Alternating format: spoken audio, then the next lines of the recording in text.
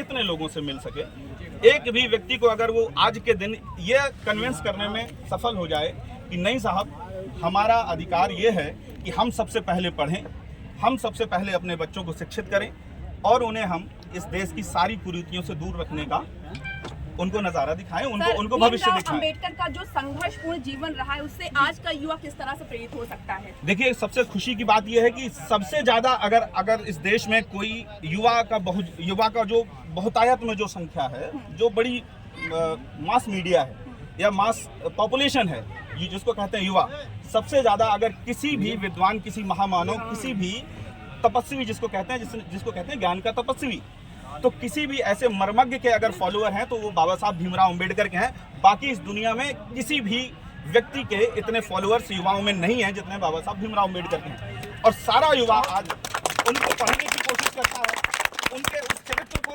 अपने जीवन में उतारने की कोशिश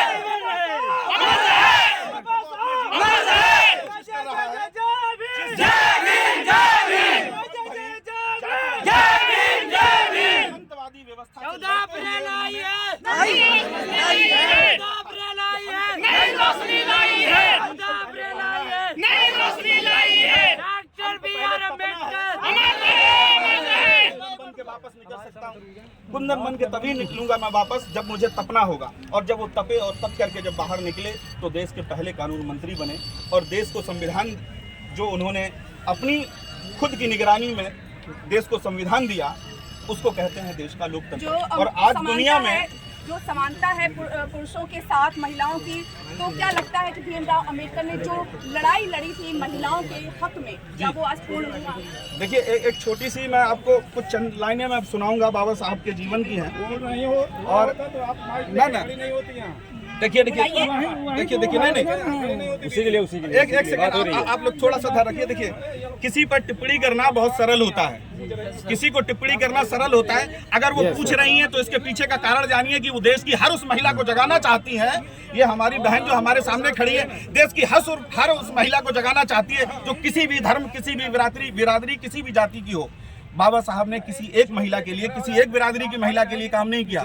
आज लोग उनको सिर्फ एक डोरी से बांध देते हैं, दलितों के मसीहा। अरे काय को बोलते हैं यार दलितों के मसीहा?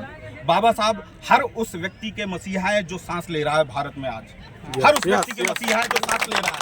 हर उस व्यक्ति के मसीहा है जो जिसके घर में कोई आज थप्पड़ मार देता है, वो चला जाता है FIR कराने और कहता है कि साहब हमको डांटा, हमको मारा, हमको पीट रहे हैं, हमें खेती नहीं जोतने दे रहे हमारी। तो हर उस व्यक्ति के बाबा साहब हैं। दलितों के मसीहा कहकर के उनका क्यों अपमान करते हो साहब? क्यों उनको एक छोटी सी एक घेरे में बांध देते हो? नहीं कहना चाहिए भाई। ये सबसे बड़ा दुर्भाग्य है कि लोग सिर्फ दलितों का मसीहा बोल देते हैं। उनको दलितों के ना भाई, वो पूरे मानव जाति के मसीहा हैं, पूरी इंसानियत के मसीहा। महिलाओं के लिए जो आपने हमसे एक सवाल किया था छोटा सा, हमारी खुद की एक छोटी सी रचना है, मैं आपको वो सुनाता हूँ। हाँ, महिलाओं के हक में बाबा साहब ने जो किया मैं उसका बोल रहा हूँ, और महिलाओं का ही नहीं मैं पूरा बोलता हूँ। 56 इंच के सीना रखन करके दिखाए दें इसे महिलाओं के लिए। देखिए, पहला तो ये है, सबसे पहला उनका था ये, संसार की हर माँ को राजा जनना सिखाया। संसार की हर माँ को राजा जनना सिखाया। नमन है उसको जिसने हमें हुक्मरान बनना सिखाया। नमन है उसको जिसने हमें हुक्मरान बनना सिखाया। अब कुल कलंकित होता नहीं तेरे दिखाए रास्ते पर, त्याग कर अब मन मलिन चलते हैं तेरे रास्ते पर। दम्भ टूटा है किसी का, पाखंड है अब चूर चूर, बहुजन चला है एक साथ जो भागता था दूर दूर।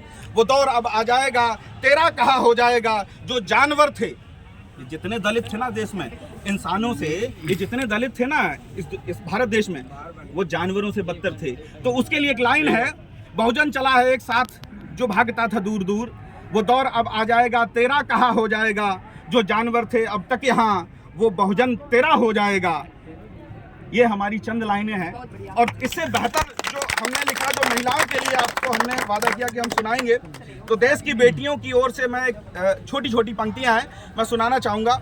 मैं शाप थी, इस देश की महिला भारतवर्ष में शाप थी, कभी सती प्रथा के नाम पर, कभी विधवा के नाम पर। आपको पता है, जब राजा राम मोहन राय 14 वर्ष के थे तो कलकत्ता की वेश्या मंडी में भाई साहब 80% महिलाएं वो थी, 80% महिलाएं वो थी जो सो कॉल्ड प्रबुद्ध वर्ग इसको कहा जाता है। वहाँ कलकत्ता की वेश्या मंडी में 80% वो महिलाएं थी जो सो कॉल्ड प्रबुद्ध वर्ग से थी। वहाँ आप समझिए, उम्मीद करिए कि 6-6 साल की बच्ची को वेश्या कहा जाता था। क्यों? क्योंकि वहाँ बाल विवाह होता था।